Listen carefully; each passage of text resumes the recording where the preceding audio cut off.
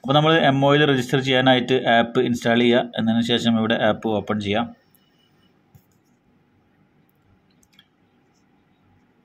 ശേഷം ഇത്തരത്തിലുള്ളൊരു പ്ലാറ്റ്ഫോമാണ് വരുന്നത്. അപ്പോൾ അവിടെ നമ്മളൊക്കെ നെക്സ്റ്റ് അടിച്ചു കഴിഞ്ഞാൽ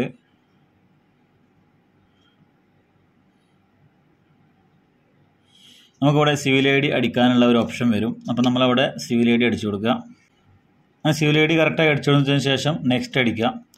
നെക്സ്റ്റ് അടിച്ച് കഴിഞ്ഞാൽ നമ്മൾ മൊബൈൽ ഐഡിയിലേക്ക് ഒരു ഓതൻറ്റിക്കേഷൻ പോകും. അത് മാക്സിമം നമുക്ക് 90 സെക്കൻഡാണ്, 1.5 മിനിറ്റാണ് കിട്ടുക. അപ്പോൾ അതിനുള്ളിൽ നമ്മൾ മൊബൈൽ ID ഓപ്പൺ ചെയ്യണം. അപ്പോൾ ഈ ഒരു മൊബൈൽ NFC ഇല്ലാത്തത് കൊണ്ട് ഞാൻ വേറൊരു മൊബൈലിലാണ് ഇദ്ദേഹത്തിൻ്റെ ആ ഒരു മൊബൈൽ ID ക്രിയേറ്റ് ചെയ്തിട്ടുള്ളത്. അപ്പോൾ നമുക്കവിടെ മൊബൈൽ ID ഒന്ന് ഓപ്പൺ ചെയ്യാം.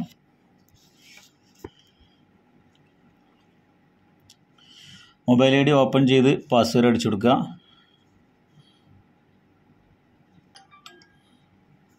ശേഷം നമ്മൾ ഇത്തരത്തിലുള്ളൊരു ഓതൻറ്റിക്കേഷൻ ഇവിടെ വന്നിട്ടുണ്ടാവും. അപ്പോൾ അതിലൊന്ന് ക്ലിക്ക് ചെയ്ത് കൊടുക്കുക. അതിനുശേഷം ഇവിടെ ഈ ഒരു 2 ടിക്ക് മാർക്ക് കൊടുത്തിട്ട് ഇവിടെ ഓതൻറ്റിക്കേറ്റ് എന്ന് പറഞ്ഞ് കൊടുത്ത് നമ്മളെ പാസ്വേഡ് അടിച്ചു കൊടുക്കുക. ശേഷം ഇവിടെ ഓതൻറ്റിക്കേറ്റഡ് സക്സസ്ഫുള്ളി എന്ന് പറഞ്ഞിട്ടുണ്ട്. അപ്പോൾ നമ്മളത് ഓതൻറ്റിക്കേഷൻ കഴിഞ്ഞ് കഴിഞ്ഞാൽ ഓട്ടോമാറ്റിക് ഇവിടെ നമുക്ക് ഇമെയിൽ ID കൊടുക്കാനുള്ള ഓപ്ഷൻ വരും.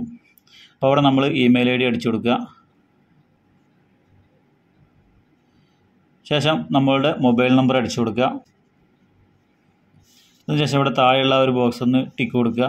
ശേഷം രജിസ്റ്റർ എന്ന് പറഞ്ഞ് ഇവിടെ കൊടുക്കുക. അപ്പോൾ നമ്മൾ രജിസ്റ്റർ ചെയ്ത ഇമെയിൽ IDയിലേക്ക് ഒരു ലിങ്ക് വന്നിട്ടുണ്ടാവും. ആ ലിങ്കിലൂടെ വേണം നമുക്കിതിൻ്റെ പാസ്വേഡ് ക്രിയേറ്റ് ചെയ്യാനായിട്ട്. അപ്പോൾ നമ്മൾ നേരെ സെൻറ്റർ ബട്ടൺ അടിക്കുക. ശേഷം നമ്മളുടെ മൊബൈലിലെ മെയിൽ ഒന്ന് ഓപ്പൺ ചെയ്യുക.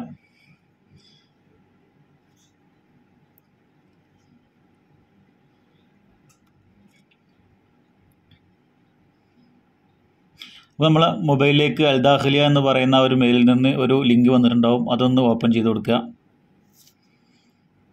അത് ഓപ്പൺ ചെയ്ത് കഴിഞ്ഞാൽ ഇത്തരത്തിൽ നമ്മൾ സിവിൽ ID നമ്പറോട് കൂടി ഒരു ലിങ്ക് ഇവിടെ ഉണ്ടാവും. അവിടെ ആക്ടിവേറ്റ് എന്ന് പറയുന്ന ഓപ്ഷനിൽ ഒന്ന് ക്ലിക്ക് ചെയ്ത് കൊടുക്കുക.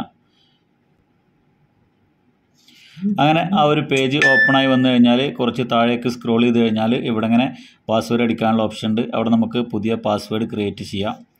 അപ്പോൾ ക്യാപിറ്റൽ ലെറ്ററും അതുപോലെ തന്നെ അക്കങ്ങളും ചിഹ്നങ്ങളൊക്കെ മിക്സ് ആയിട്ടുള്ളൊരു പാസ്വേഡാണ് സജസ്റ്റ് ചെയ്യുന്നത്. നമ്മൾ സെയിം പാസ്വേഡ് വീണ്ടും താഴെ ഒന്നുകൂടി അടിച്ചു കൊടുക്കുക. ശേഷം ഇവിടെ താഴെ കാണുന്ന ആക്ടിവേറ്റിൽ ക്ലിക്ക് ചെയ്ത് കൊടുക്കുക. അപ്പോൾ നമ്മളുടെ പാസ്വേഡ് ഇവിടെ സെറ്റായിട്ടുണ്ട്. നിങ്ങൾക്ക് വേണമെങ്കിൽ നിങ്ങൾ ഗൂഗിളിൽ പാസ്വേഡ് സേവ് ചെയ്യണമെന്നുണ്ടെങ്കിൽ ഇവിടെ S കൊടുക്കുക. ഇനി സേവ് ചെയ്യേണ്ടെന്നുണ്ടെങ്കിൽ നേരെ അതിൽ നിന്നും ബാക്ക് അടിച്ചിട്ട് നമ്മളുടെ MOI ഓപ്പൺ ചെയ്യാം. അപ്പോൾ ഇവിടെ ഓൾറെഡി സിവിൽ ID കിടക്കുന്നുണ്ടാവും. വീണ്ടും നമ്മൾ നെക്സ്റ്റ് കൊടുക്കുക. നെക്സ്റ്റ് കൊടുത്തു കഴിഞ്ഞാൽ നമ്മൾ നേരത്തെ കൊടുത്ത പാസ്വേഡ് അടിച്ചു കൊടുക്കുക. ശേഷം നമ്മൾ സൈൻ ഇൻ കൊടുത്തു കഴിഞ്ഞാൽ നമ്മളുടെ ആ ഒരു MOIയിലേക്ക് നമ്മൾ ലോഗിൻ ആവും.